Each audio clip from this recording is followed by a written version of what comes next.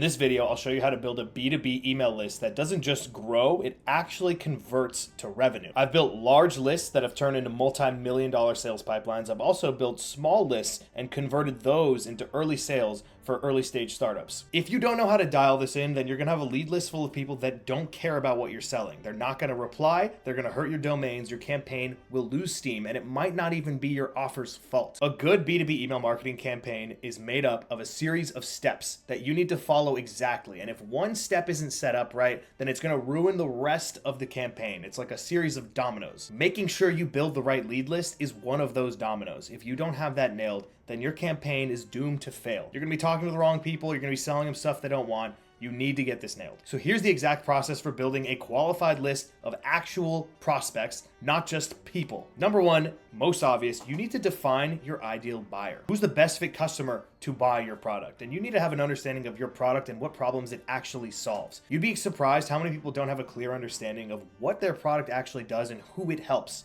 You need to nail that first. An easy way to do this is to take your product, put it into ChatGPT, and then without telling it what you think it does, ask ChatGPT, what does my product do? Who does it help? ChatGPT will tell you, and it might uncover some potential use cases that you hadn't thought of before. That stuff is useful for you because that's going to tell you who you need to be targeting, and then eventually what titles you need to be targeting as well. Once you have a clear idea of what your product does and who it helps, then you can start to figure out what would make someone in that profile even more high intent. What makes them ready to buy? Are they in the middle of a transition in their business? Did they just get funding? Are they hiring for sales teams or other roles? What kind of signals or what kind of things would make them in the market for your solution? Now you have your product, the types of businesses that it helps, and potential intent signals that will tell you whether someone is more ready to purchase than others. Now you almost have your ICP, your ideal client profile, except that you haven't actually identified the people. What you need to do at this point is figure out what titles are most likely to make a buying decision for your solution. For example, if you have a solution that helps big enterprises cut costs through some accounting software,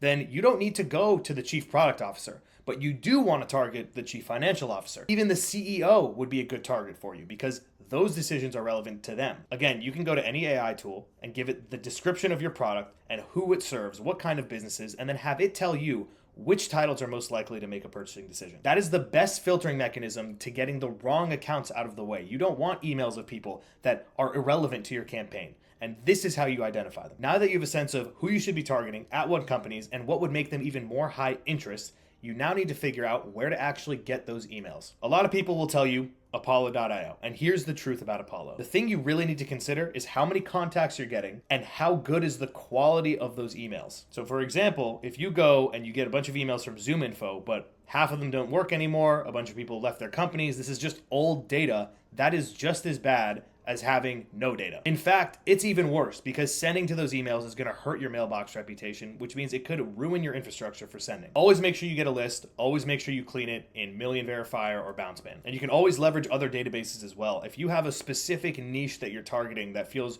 really, really localized, maybe it's equipment manufacturers or something, then you can find lists of equipment manufacturers on these niche databases online. Just do a little bit of research and you'll find them. Now, if you really want to maximize your lead list, then you can use tools like Clay and you can combine multiple sources of verification. So you can get your list, you can plug it into Clay, and you can do something called waterfall enrichment, which basically allows you to verify your emails with Apollo. And then for the ones that aren't registered on Apollo, you can then verify it on Hunter.io or Lead Magic, and you can continue going down the waterfall until you get as much contact information as you can from all of those enrichment sources. So now you have your ICP, now you even have your contacts, and you're now trying to figure out how do you segment your list? Should you segment your list?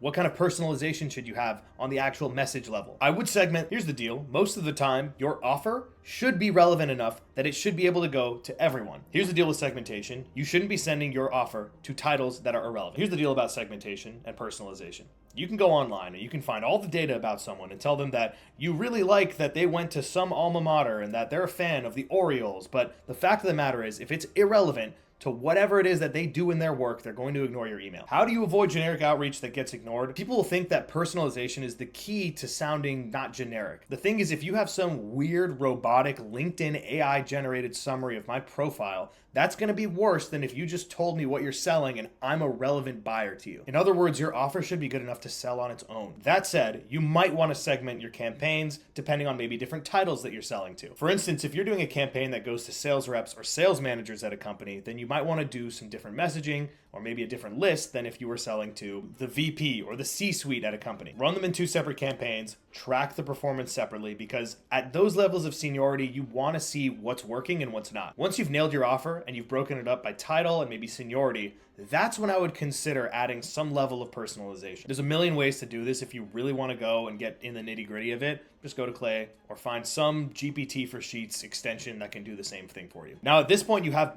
pretty much everything you need to start sending, but there's one thing I want to double click on because it's going to make or break your campaign. If you go and identify the right ICP and then you get the contacts from a database and you haven't cleaned the list, then you are going to ruin your campaign. When you don't clean your list, as in make sure that your emails are verified on Million Verifier or Unbounce or whatever, what happens is that you are going to start sending to emails that don't exist. Those emails will start to bounce, which means that ESPs or email service providers are going to look at your mailboxes and go, who are these spammers sending to emails that don't exist? These guys are just mass market spammers. We don't want to let them send on our platform, and they shut your domain down. Now all of your messages are going to spam. That is not a good look. Assuming that's all set up right and you're sending to a clean list, your bounce rate shouldn't go above 4%. Anything higher than that and you're putting your domains at risk, you're going to ruin your mailboxes, which means forget this campaign. You won't be able to send any campaigns from that mailbox. And then lastly, people always ask, how often do I need to update the list? How often should I re-clean my list or get a new list? And what happens if I run out of my list? It's not like Apollo goes and gets a list of data and then it's the same stagnant data. It's constantly updating in the background.